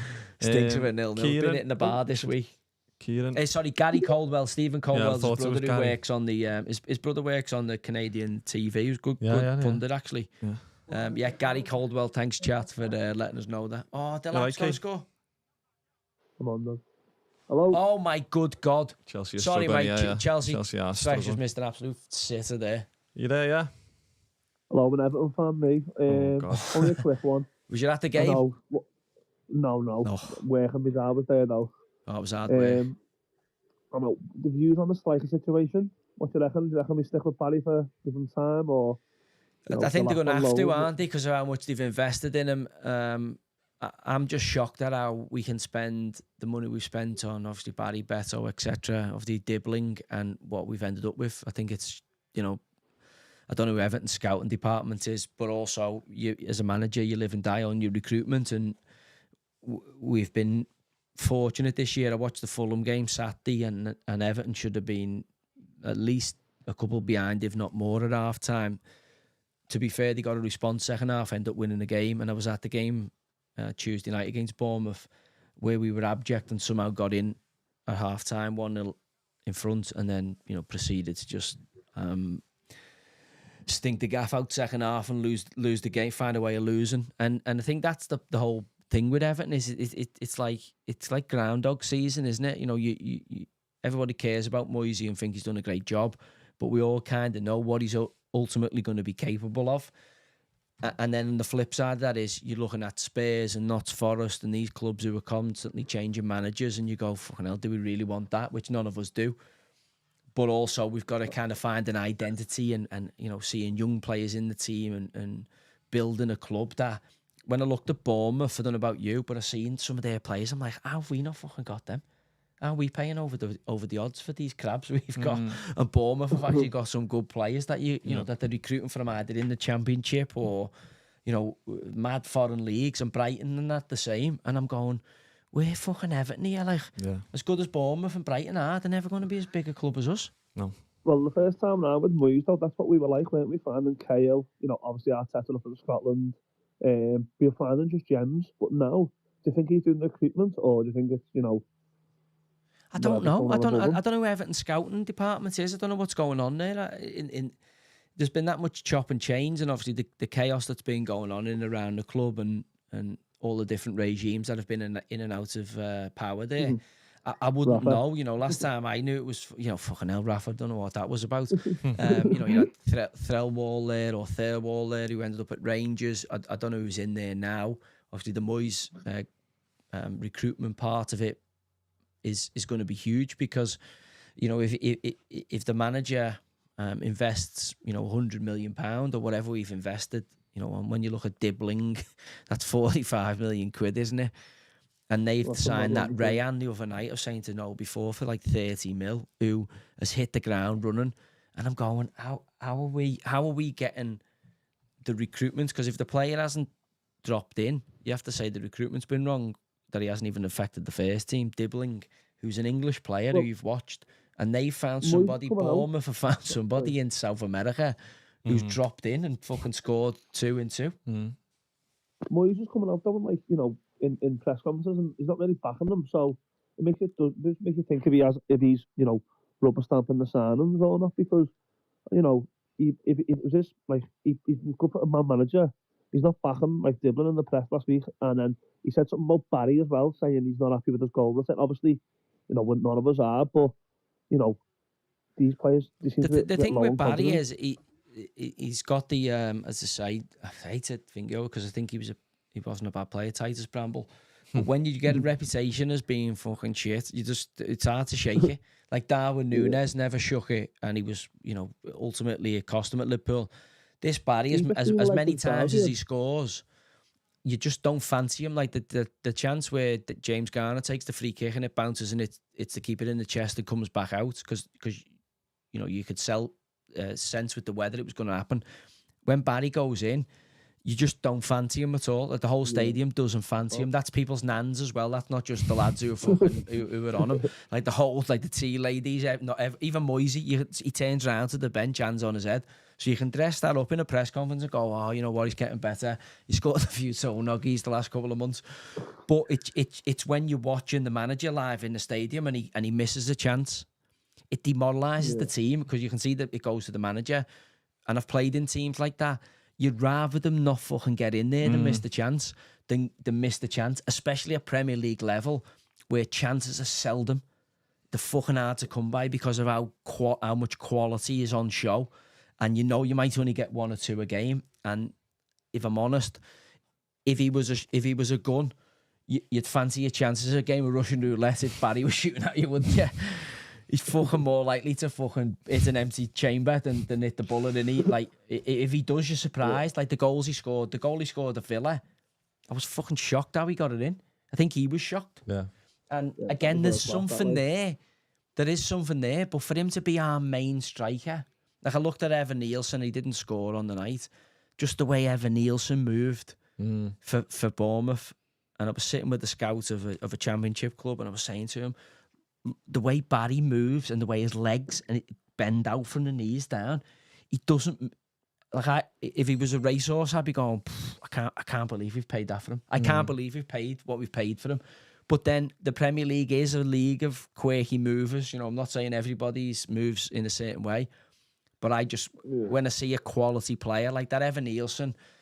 You can Thiago from Brentford, you were talking about the other different type. He's a bit more like Diego Costa, isn't he? But that Evan Nielsen, I was saying to the lad, look the way he lands on his toes and where he's balanced. And he didn't have his best game, but you could see efficiency of movement. And then, to be fair to Barry, he works hard, but the way he plants his feet and the way I just don't like the way he moves. And I can't believe we've paid what we've paid. If we paid £5 million for him, or he was a kid out of the academy, you go, do you know what? He's having a go. But when you've paid 35 million for him, and then I find out Thierry Henry's vouched for him, and he said that's where he's had the recommendation, I go, oh no. Because then Pochettino's done a podcast this week talking about Thierry Henry, hasn't he? Oh no, I've not seen. Saying Thierry Henry had caned him on the punditry or something, and then he's Pochettino after the game's going back on the train the next morning, runs into him at the train station, and he starts apologising. Thierry Henry saying, oh sorry. Pochettino gives it to him tactically. Oh nice, right. So listen, hopefully Everton, I mean, the good thing is we don't have to look over our shoulder again this year. I know. So we can relax a little bit. And we also, we at half time in the game Tuesday night, we're a point above Liverpool in the table. So it isn't all doom and gloom. We weren't that bad apart from that 10-minute spell. We weren't amazing, but we weren't terrible. It was just that 10-minute spell when it went to pot. It was just flat in the stadium, We were in. I felt it was anyway. It just seemed a bit like it was raining. It just didn't. Don't know now. So they'll say that the team have to get you off your seat. That'll be the argument. But also, I know we've got more fans in the stadium, but Bournemouth's job was to slow us down and take the fans away, and they did it. So our fans have got to be a little bit fucking, got to want it a little bit more. We could have gone above the Reds, like, do you know what I mean? Could have gone above the Reds, which is, it's not much for you, but for us, in February to say you're fucking above Liverpool in the table. Especially after you spent £500 gazillion and fucking won the league last year. It's a foul. Yeah, I agree. Right, nice one for your call. Cheers, mate. No, see you in a bit, lads. Ta-ra, mate. Everton, everyone fucking... Thierry Henry is an idiot. No, I think he speaks all right, Thierry, but he stunk the gaff out as a manager. As a gaffer, he's poor. As a gaffer, he was poor. He's a brilliant player. He's one of the best players of all time. So he was, but also does that mean you know a prospect? Well, clearly not, though. Clearly not. If you think Gareth Barry was because he was the France. He's just French, though. He's French. Might have been on a nice little Bunsen. I was thinking he must have got a little way in. Little Bunsen. Yeah, I agree. And do you know the thing about it was, and this is why I seen also on the Instagram, because our Cass said to me he's quite big on the social medias. His old Barry's a bit lively on the socials. Oh no. And he had there's this lad mad striking. He's been doing like striking coach. I was right. At least So- you're trying to get better. But if I was the striking coach, I'd be saying, lad, get that off your socials. You're yeah. fucking my work.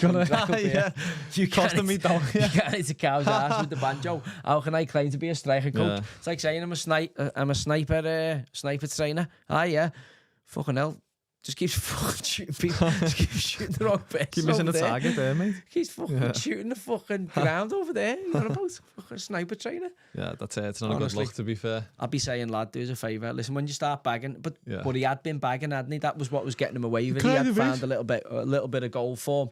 But when you watch him live, and I hate to get on him because he's a young kid, but fuck me. He's just not good enough. He's just not good enough for the Premier League, and that's just what it is. It's our job to appraise and give feedback and give constructive criticism towards footballers. Once you cross the white line. What the fuck was the lap just doing? How's he not scored there? I honestly don't know. He's blocked it from the keeper, it's at the bar, and he's fucking stopped like as if the ball's gone in. When they've got a watch now, it tells you if it has or it hasn't.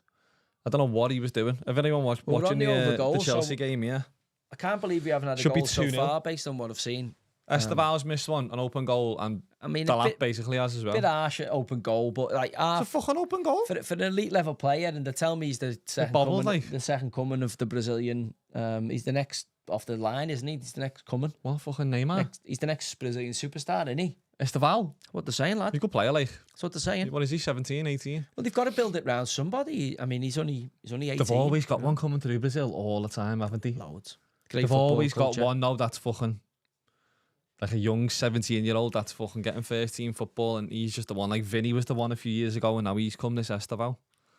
No, they're a phenomenal footballing country, aren't they, in terms of... The best there is. Yeah, this Saar coming into the fold tonight. The fuck's that? I don't even know what that is. Chelsea have got so many players. I mean, it's the centre half. Did it Mamadou Sarr or something like that? Where have they got him from? I've never. It's come out France. I think. Wrexham beating Ipswich 1-0. 1-0 Canada. In what? Deadpool.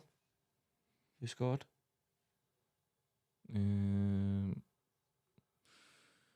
Windass, your boy. Josh, your boy. He's got a game in the FA Cup. He'll be buzzing there because he didn't play in the last leg, did he? The last round. Did he not play in the last round, or what was it? It was a game that was on the telly anyway. We were talking about it. And he was... Did they beat the Premier League side? They beat Forest, didn't he? That might have been the game. That must have been the game. But we're looking forward to watching Macclesfield on Monday night on here. We'll be watching it live. Mac Brentford, yeah. Good luck to John Rooney Mac, and the lads there, good luck. That'll be a great game to watch. Someone just said, Franny Jeffers. I seen Franny Jeffers saying about Gay and Glasner were having it in the tunnel at half time in the Crystal Palace Macclesfield Cup tie. Oh yeah, I don't know what they were having it over, but he said he went in and told their lads, and it kind of spurred them on there. Yeah. The Palace lads were melting down, whether that was surface or their performance. But can you see Brentford being complacent, seeing the holders Palace dumped out? I can't see them catching two teams out. Can you? No. Hope they do. Be made up for John and the lads. Be a great little cup story again. But, especially with Brentford at the minute, but Brentford are going well, isn't he? Because it's on the 4G, lad. Yeah, it's a different game, as you know, and they'll be training on that pitch every day, so it's fucking. It can be a level at the old Astro. It definitely gives them more of a chance than if it was at fucking Brentford or on another grass pitch. But looking forward to watch it, and I really, really hope they can. So for the sake a bit of the magic of the cup's back with that, isn't it? You know, when we're hunting down an upset and a giant kill, and it has brought a bit of the magic of the cup back. Yeah. That's going to do us for callers tonight, lads. We're just going to get into some footy and get into the chat. So thanks for calls. Thank you. And good callers as always. Next week again if you want to get in. You take them off now if you want, lad. We can leave them on. It's up to you. Yeah, good calls as always. Thanks for that. Well, I'm over the 2.5 goals. It should be 2-0. Delap should have had a goal, shouldn't he? Esteval, I think, is a tough chance for him. But again, Garnacho, maybe you've got to, these type of players here against, good, solid Championship side. But the Premier League, the Champions League boys, they should be a couple of tiers above. Yeah. And Hull's pitch, it's a lovely stadium. It's not the best pitch to play on in terms of it's quite loose on the top of the surface. So you do have to just watch your footing, but it is a nice big wide surface. So if you are a good footballing team, the better footballing team, there's enough space to play. There's a good little zip on. It's quite flat. There's not, especially with the rain coming down tonight. There's a nice little bit of zip on that. Fucking snowed before. It looks like it's quite lush. It's as lush as I've seen it. So maybe they've left it a bit long with obviously the build up to the classic tactics. Yeah, obviously fucking tigers in it, but also the rain will kill them because if you want it long, you need it dry, long and wet to stop it from zipping about. Yeah, long and wet. It's actually better for better footballers because it helps you touch. Yeah. Long and dry is horrible. Long and wet, fucking. Yeah. But you can only have it so long because the ref will say this is a piss take. Yeah. So actually, the rain will have killed Hull. That's why you've seen obviously. That's why you've seen Chelsea have the dominance. Yeah. This Andre Santos lad. He's a fucking cracking player. Yeah, do you know what? The first couple of times I seen him, I was unsure about him. I thought he took too many touches. For me, the jury's still out on him. For me, I think he's all right, but I still think he takes. Like Saicedo, you can see he's a good player. He still takes too many touches for me. This Andre Santos in the games I've seen, as I say, I've only seen a couple of games. Stuff he should do in 2 touch, he does in 3. Stuff he should do in 1, he maybe does in 3. And I go, okay, you're getting away with that now because you're playing, Wolves or whatever. But once this goes up, you're only going to get half a touch. Busquets is famously nicknamed. I mean, that's a good pass. But again, you're playing against Championship opposition. You should be. There's windows here that you can. This is the. Yeah, you can squeeze it in. I mean, he's got positionally in the wrong position there. Santos. Where's he going? Where's he going, lad? Saicedo's, but Chalobah's bailed him out. Sa? Is that Sa? Can't know. Bailed him out. It's not. It's just the screen. We're looking beyond the camera to see the screen. It's not just it looks a bit like him. You can tell that's Garnacho because he's got like. That awful Barney, the awful Barney. Who's number 21 there? Left back, is that? That is Sa. Is he a left back, is he? No, I thought 19 was Sa there. Oh, I don't know. That's Hato. Hato's the left back. Hato, yeah, from Ajax. Hato, yeah, Ajax. Yeah, it is. Sa's the 19. Yeah. Reece James in the starting lineup tonight at right back. He's played a couple of games centre mid. I like him. Obviously, he's a cracking player. Kev just Nolan can't stay or fit. Scott Parker in terms of who would I have? I'm half biased, aren't I? Because Nobby was my captain at Newcastle and a pal of mine. Yeah. But in terms of affecting the game, they were different players. Kev is a goal-scoring midfielder who actually is like a shadow striker. He's actually got that He's not like I don't want to compare him to this player like Yari Littman and Dennis Bergkamp type. No, like he's not that. He's not that kind of type of a shadow striker. He's a bit more of a Tim Cahill kind of arriving late in the box, running on late. Yeah. Lampard would be. I think Lampard's a bit more from this, but like a Lampard would do that. Yeah. But somebody who you go, do you know what? He's not really a first receiver. He won't go and get the ball, which Scott Parker was. He was a first receiver, albeit he was a bit of a boxer.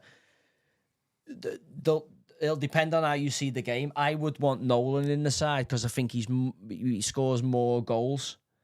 Like he's got more of the dark art in the round there, final third. Yeah. Scott's probably a better player in the middle third. Depends what you're asking for, doesn't it really? Scott's probably a better player, a better footballer in the middle third than Kev Nolan. And in the defensive third, I think Kev's nous in the offensive third gives him, he was a good defensive player. But in the box where it matters, deciding games, I think Kev Nolan scores way more goals. Yeah, I would go for Kev, but depends how you see the game. I would always go Kev Nolan over him. Very unlucky Kev Nolan not to get a full England cap. Burst on the scene at Bolton Wanderers, scoring goals in the Premier League from midfield and score goals all throughout his career. Very surprised to see him, not get an England call-up for the amount of goals he scored in the top flight. What was with the celebration, lad? Did he ever... The duck thing? Explain why? Do you know what? No, I don't know. I never actually know that. Yeah, he used to just do that, didn't he? Yeah. The chicken. Loved it, didn't he? No. He loved to go... Little overhead kick he loved as well, Used to love the one where he played he'd like mark the keeper off a corner, and he'd just separate, and he'd like hook it back in. Yeah. He became like an expert at that little 1 yard off the keeper and getting the second phase of a knockdown. Yeah, People don't give him a credit as well for how good of a finisher he was. He was a really good finisher when he got in there. And also, big lump, but like sneaky, quick because he was quick in the head. Do you know what I mean? 1-0, get in. He's a good player, lad, isn't he? That Neto. He's a good player. His output's not the best, though. It was interesting seeing Ange saying he was looking at Neto and Bueno and all that for Spurs, and got told, no, you can only have Solanke and some teenagers. He's fully got after Spurs, big Ange. In that overlap. Have you watched any of it? No, I've just seen the clip. Yeah, the clips. But I thought, you left a bit on Spurs there. Yeah, well, as you would, though. I've never watched an overlap in full. I've never watched. I haven't. I only see the clips on X. I haven't got time. I'm the same, lad. I'm consuming other stuff really that go long form in. When I have the time to do that, I just see the clips, the stuff that goes viral. So maybe you're being a bit unkind to Ange, but it did look like he started 2-footing Spurs recruitment. And to be honest, I actually liked what the little clip I seen him. I thought, you know what, fair enough, you've got to fight your corner now. Look, as a man, you won a trophy, yeah. He's a top guy. Like he's as a fella, he's sound, but as a coach, I just don't think he was fucking. But we were on him early, weren't we? And again, look, I hate to say it, like as I say, we have been wrong on Keith Andrews because I did think he was going to be the first manager sacked, but pretty much, you know, Thomas Franco and who do we think's the next Premier League manager to go right now? Are you asking now? Glasner could end up walking. Who can go? I was going to say Arnie Slot. Moyes? We're going to go. We're going too well, aren't we? Slot will be fine at the end of the season now. Go, as long as we're in the cups and that. Yeah, it's a good point, yeah. Glasner, really? Who's going to go at the end of the season? I'm just looking at Glasner. Nuno's already... West Ham have picked up, lad, so he won't be going. Forest have spun the wheel now. Forest have gone, Spurs have gone. Leeds, no. Brighton, no. Leeds, no. Burnley, Scotty P. No. Scott Parker. No, they might just go. To just know that that was going to happen. They might. Yeah. They'll probably know Scott Parker in the Championship's a big manager for them next year and knows his way out the Championship. So as long as they keep getting the results like they did against Palace, where they've got a fighting chance and they're not abject form, getting tonked every week, which they're not. They look like they're in a scrap every week, Burnley, albeit they just 3-2 away there. It's a great win, yeah. But they were they were 2-0 down, weren't they? So they've obviously done incredible. But most teams in the Premier League from that position, you go 2-0 down. That's why Paddy Power or where was you on Paddy Power payout? Bet365. Oh, Bet365. Early payout. We were actually let down. We were waiting on Forest, weren't we? If it was a someone said Eddie Howe. Eddie Howe to where? Spurs to go. Spurs next manager to go. Get potted. Ooh, do you know what? No chance. The League Cup gets him to at least the end of the season. From the League Cup from last year? Yeah, League Cup. They've got... Tuchel signing a new... They are in the Champions League as well. Tuchel signing a new England deal. But then, could Spurs make a move for Eddie Howe? Why would he leave? Because of the PSR situation and Newcastle constantly... he may well not have been happy with the Wissett and Walter Maida. The amount of Geordie fans, Newcastle fans, and I've seen it doing the forums and doing the the podcasts, people discussing what we'd said about Wissett and Walter Maida, because the goals for that team is the problem. They have got a good side, Newcastle. There's a lot to like about many parts of the Newcastle team. Bruno Guimaraes is going to be somebody that would be really attractive to a Champions League club. Oh, massively. Tonali's already made a bit of, or his agent, he's made a bit of a noise that he may well want to go back to Italy now. All that's passed. Yeah. Obviously, Newcastle need to be in the Champions League because if you want to keep the top players, you've got to be competing in that. Yeah, so if Newcastle are 10th now, looking on how great season for them, finishing 7th, they're not going to be happy with that. Mm-hmm. They're going to go, fuck this, I want out. You know. And then next minute, Saudi club comes from McAllister. Liverpool go, right, we're getting 50 million off fucking Ali Lally and from McAllister. Tell you what, we're going to buy Bruno Guimaraes. There you go. Like that's how this is going to play out. Yeah. Next minute, Eddie Howe's going, what am I doing here? I'm wasting my time. I might as well go Spurs. At least I'm going to get a little bit of a war chest to have a pop because of Spurs' new stadium as opposed to Newcastle. So there's loads of permutations here. I think we're going to live in an age where you're not going to see a 10-year, 12-year managerial stint. I think the days of Pep doing what he's doing, I think you're going to see a lot shorter cycles. I think you're going to see players changing hands. I don't think you're going to see Gerrard one club men again. I think you're going to see players changing hands every 2-3 years to balance books, and coaches doing the same. Don't think you're going to see any coaching dynasties in the Premier League, certainly in the next doesn't happen next now, decade. does it? No, just it don't doesn't think happen. you're going to see it. And that's because You've got to win. Yeah. Like, it's high stakes poker. Because the thing is, you've got to build a squad now to compete. And if you miss out on the Champions League and you get in the Europa League or the conference thing now, you got to play on a Thursday night, which depletes your squad, which means you're hanging on by your fingernails on a weekend to get a Premier League result. And then the gambit of that is, if you don't have a strong enough squad, you can't compete with the Thursday night game. And if you go out the Premier League, you've obviously got a fucking big squad and a big wage bill that might torpedo you and mean you don't come back for 12 years. It's high stakes poker. Yeah, like, it is, do you know what I mean? it The is. figures, transfer fees, your average clubs now are spending 40-50 million pound on one player. Not talking about your super clubs. Well, the thing doing the rounds this week, and I'll touch on it here, was the stat about the club's profit and loss. You see it? No.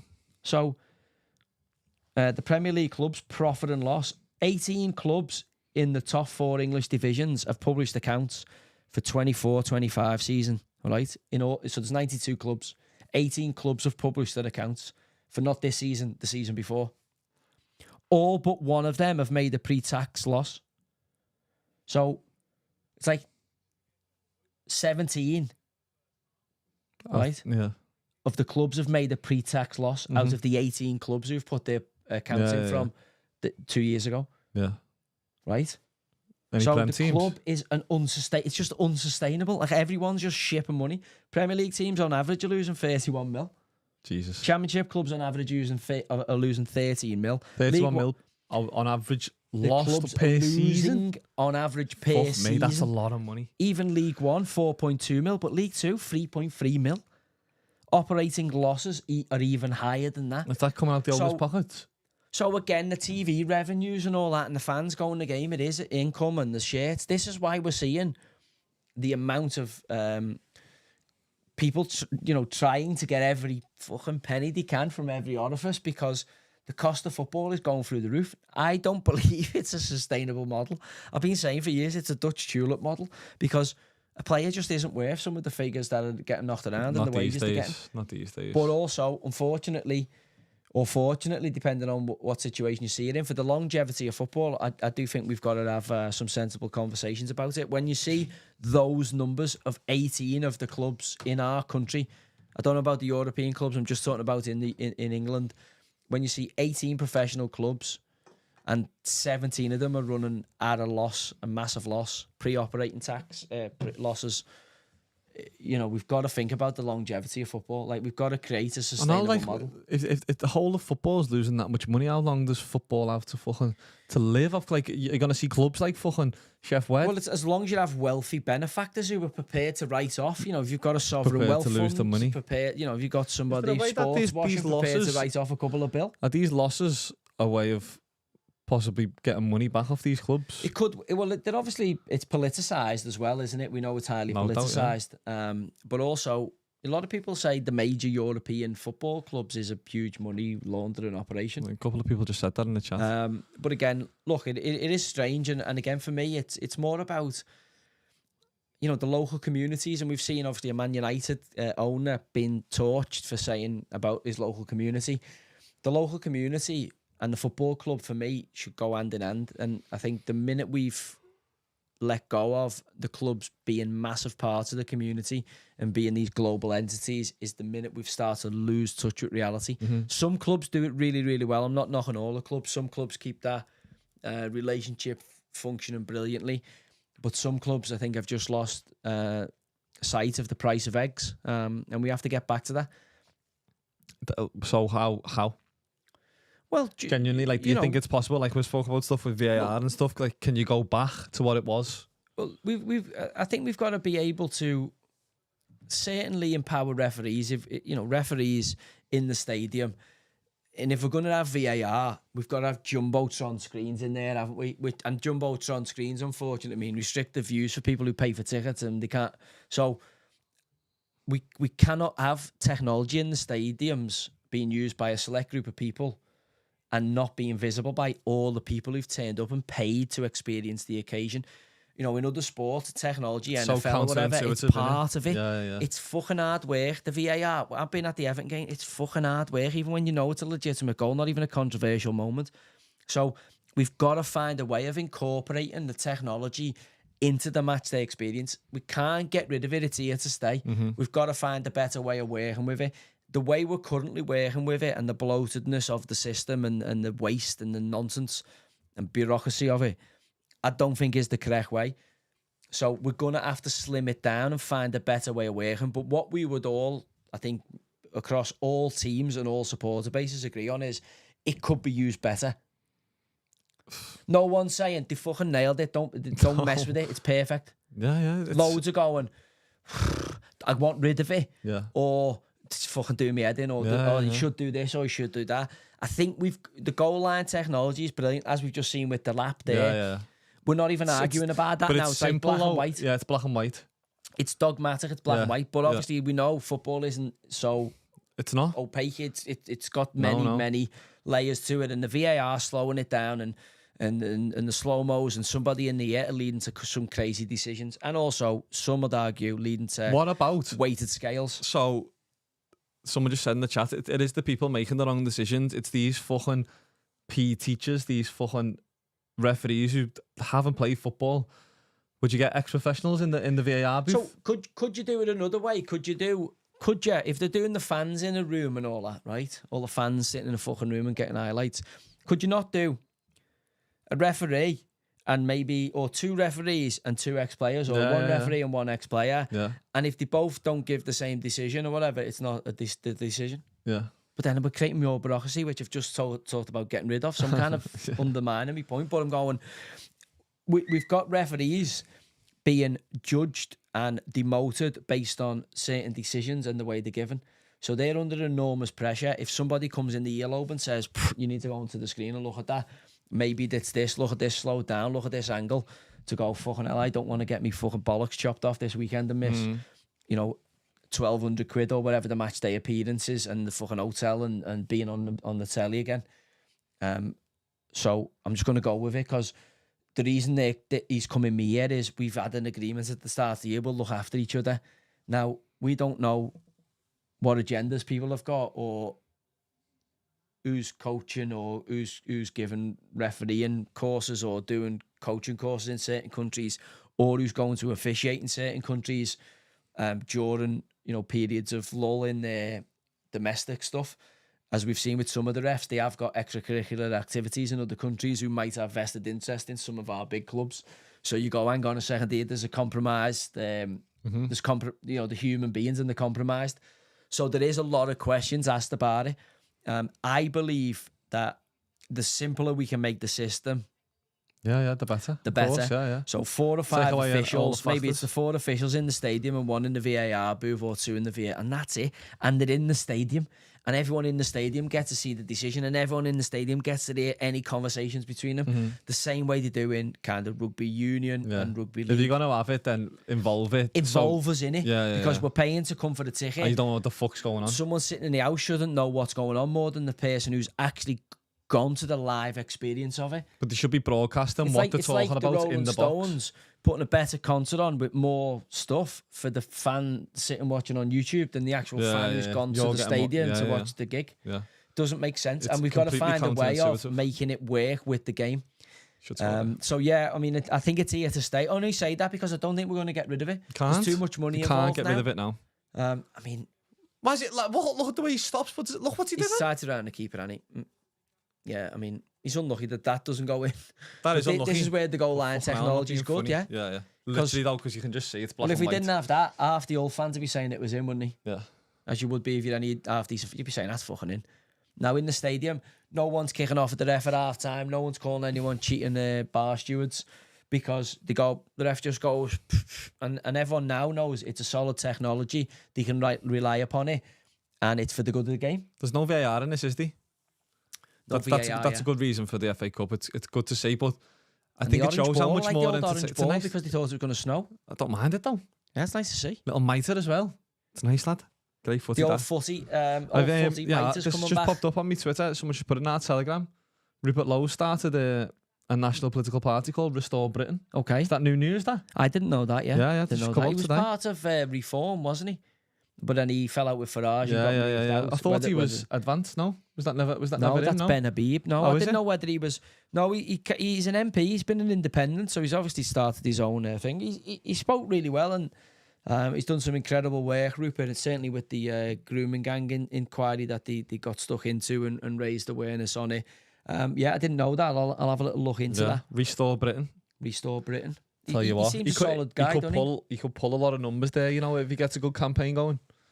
Well, based on who I've seen so far, he'd certainly get me to listen to him further to see what he's got to say, Rupert, because, as I say, shown incredible leadership and courage in his support of some noble causes in recent years, and fair play to him for striking out on his own. Thought it was harsh what happened to him.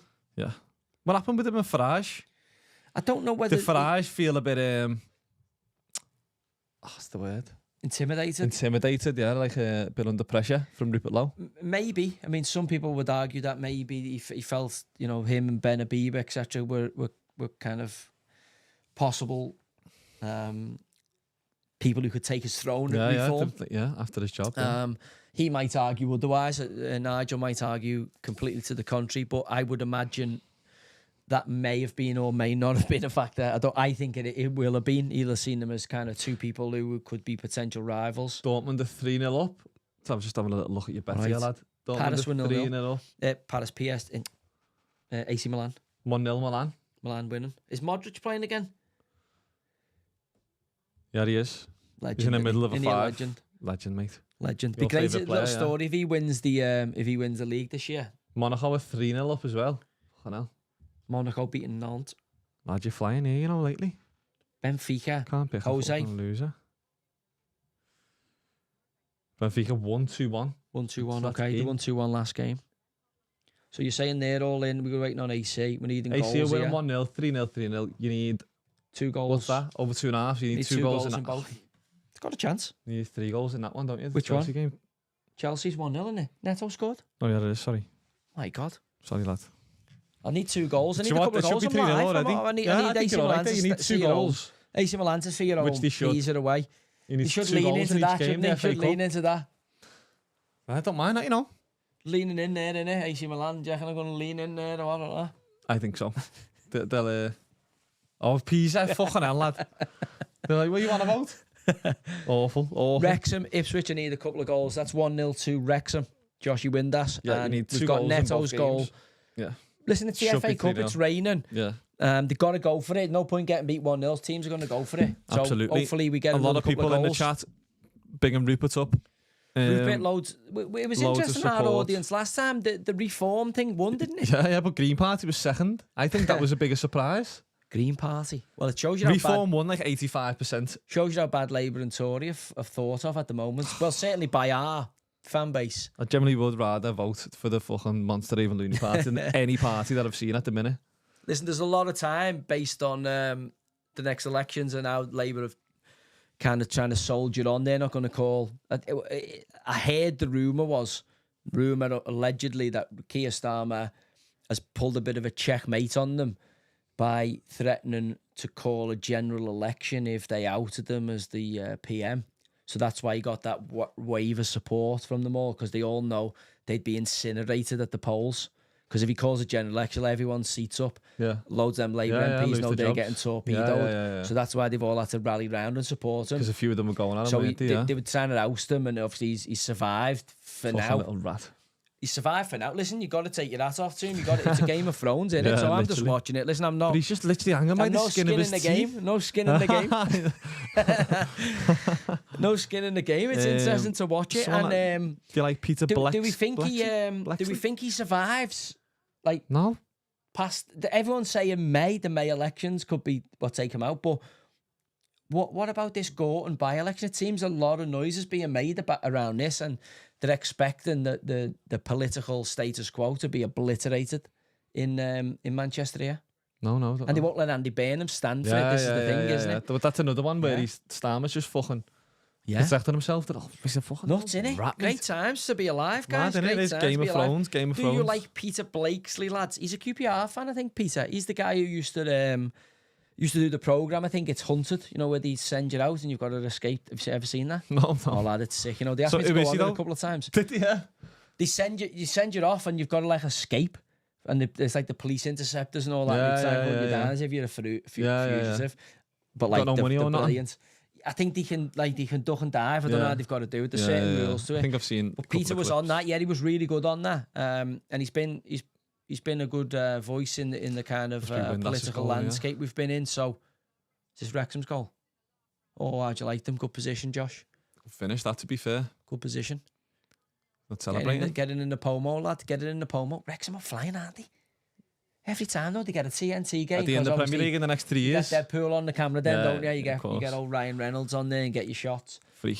But obviously, that's loads of dough in the fucking Wrexham coffers, so fair play to Wrexham. Mad question.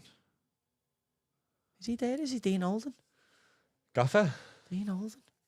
He's had some clubs, more clubs in Tiger Woods, Dean. He was Gerrard's assistant in El Latifaki or whatever they were. Was he, yeah? Scouser? He was Charlton manager. He's been assistant a few times. No, he's a mank. I'm sure he was Stevie G's. Oh, nice. One of the coaches anyway on their staff. Nice. But yeah, he's had some clubs in. Nicky Butt or David Batty. As a player, I'd have to go David Batty. Batty, but it's I'm not sure like I never played against Batty. I played against Butt. But watching Batty, David Batty's very underrated player. Very, very underrated player, David Batty. And also disappeared, hasn't he? Completely disappeared from like life after football. Has he, yeah? Yeah, no punditry, no interviews. He wasn't going to do anything and no one's fair ever play heard to him, yeah, fair just play. disappeared, so yeah. Like, he wasn't a big interviewee player. Like, he didn't love the limelight. He was a bit of a throwback. And he actually has been true to his word in that regard. Al Smith, the same. Leeds version. Not the Arsenal guy. Yeah, he has, hasn't he? Schmigger? Smudge just disappeared. Yeah, he always said he would, to be fair. He wasn't in it for the limelight. Big golfer, wasn't he? Do I have anything on the Ian Holloway stories? Or do I have any? Do you have any Ollie, no, I was going to bring Ollie in as a coach with me at Bristol Rovers. I was close to bringing him in. We actually agreed it. And then the new ownership came in and they went in a different direction. But yeah, he used to come across quite a bit, and that's his club, Ollie. And he's a fantastic football character. I did tip Swindon to win the league. They've won again during the week to keep the push for promotion.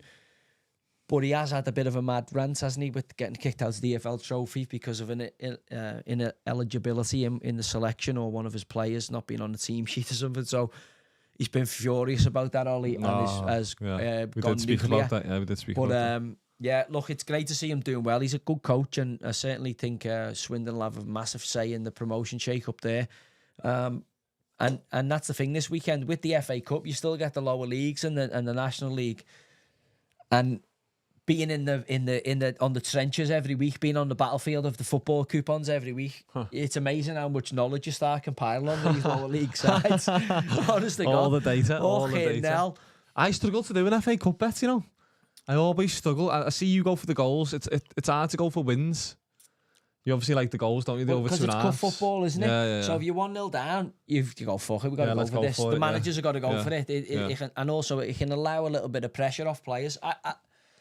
I also, it's find it hard to back against the bigger sides, against the smaller sides, because of the gulf in, wages and quality and squad depth. But then the problem is backing them and knowing what team selection the big managers are going to pick, because loads of them will rotate.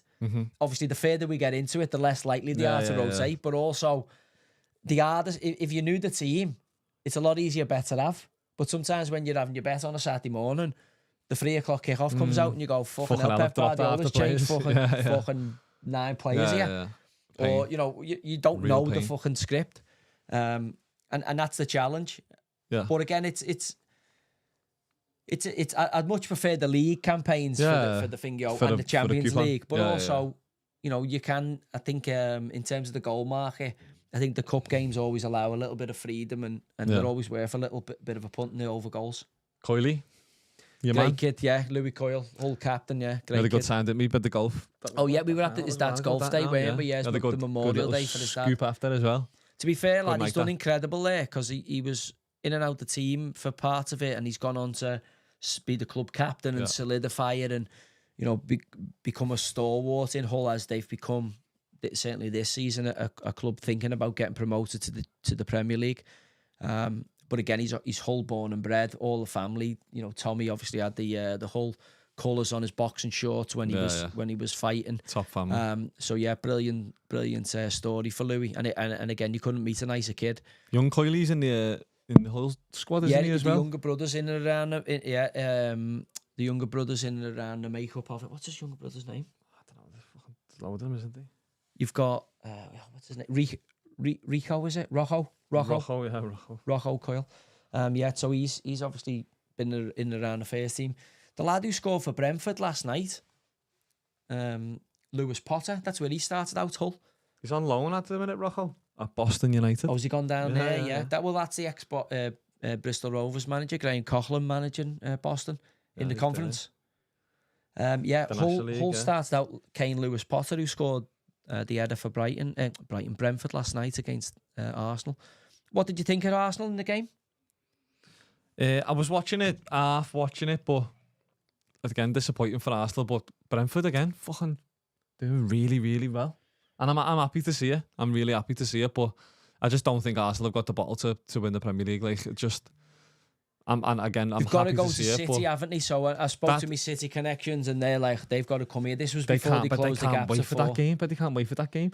And they've got them in the final of the. Obviously, it's only the League Cup, but fucking hell. It's not only the League Cup. That's a big psychological factor. The League Cup, massively psychologically for the rest of the season. So I do think City beat them in that final, and I think City beat them in the league, and City win the Prem. Well, the thing you've got rumbling on there is you've got the be humble stuff, haven't you? You got sit down, bitch, be humble. Yeah, there's a bit of rivalry there. Yeah. Gabriel, all be that. humble, eh? Yeah, you got all that to go on, haven't you? Because you've obviously got 1-1 in there.